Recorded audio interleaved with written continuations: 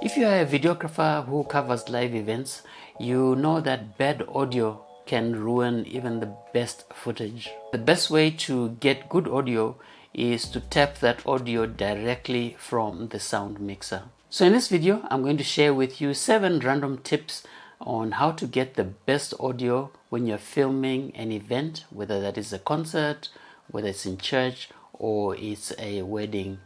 These tips will save you a lot of post-production headaches. Tip number 1 is try and learn the basics of the soundboard so that you understand where your audio is going to be coming from. So most soundboards have a lot of outputs. In other words, where the sound is going to be coming out of. Some of the sound goes to the speakers and some other sound goes to processors and so on. Now what you want to do is to tap the audio from what is called pre-fader outputs.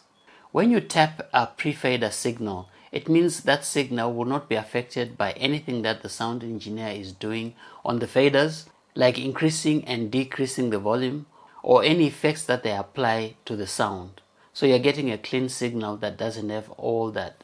On some mixers, you actually have a record out section, and that section is pre-fader, and you can plug directly into that and get a clean signal. You also have something called auxiliary outputs, so you can connect your recorder or your camera to those auxiliary outputs as long as they are set to pre-fader.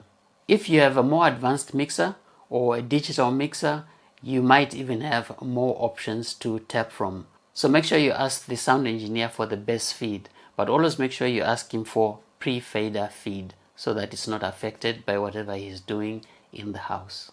But you need to be careful because even the pre-fader signal might still have background music that is muted for the audience but is still going through the system. So always monitor your audio to avoid surprises. That leads perfectly into tip number 2, and that is invest in a good set of headphones so that you're constantly monitoring your recording. Never rely only on audio meters because there might be static, there might be missing audio, there might be some interference that you won't actually be able to recognize when you're just watching the audio meters. So always monitor your audio so that you catch all those things before it's too late. Tip number 3, invest in a good audio recorder. Not only do you get better sound from a dedicated audio recorder, but it also means that you avoid long cables that are attached to your camera, and so it keeps your camera wireless and mobile.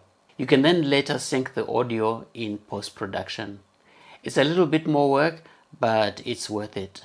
Tip number 4, always make sure you carry different types of cables and adapters for those cables because you never know what kind of a mixer you're going to find at an event. Be prepared with a variety of cables. Having the right cables makes sure that you never get stuck without a way of connecting to the mixer.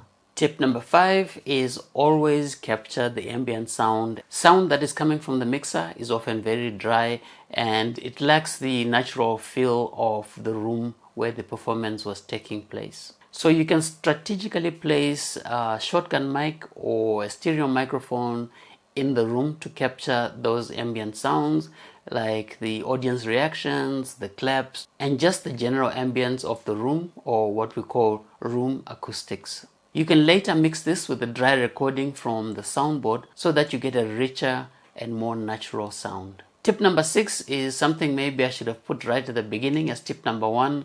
Always make sure that you arrive early and build rapport with the sound guy. This is very important. Sound people don't like connecting and disconnecting sounds once the performance has started, as this might mess up the sound. So get there early, introduce yourself and explain what you want, get your connections done, and test the audio before the performance or the event. And then you work with the sound guy to troubleshoot any issues that you might have.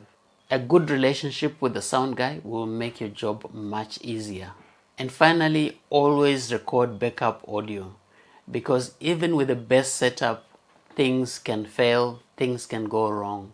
And so you always want to have a backup audio source, even though it might not be as good as the one that you had set up to record in the first place. You could do this by making sure that your settings on your camera are good enough to record audio, so on camera audio, or you can actually set up a separate microphone that is near to the sound source that you use to record that backup audio. Good backup audio on the camera itself can really also help when you are syncing with the other audio sources in post-production. And that's it. If you follow these 7 tips, you'll get good professional audio for your production.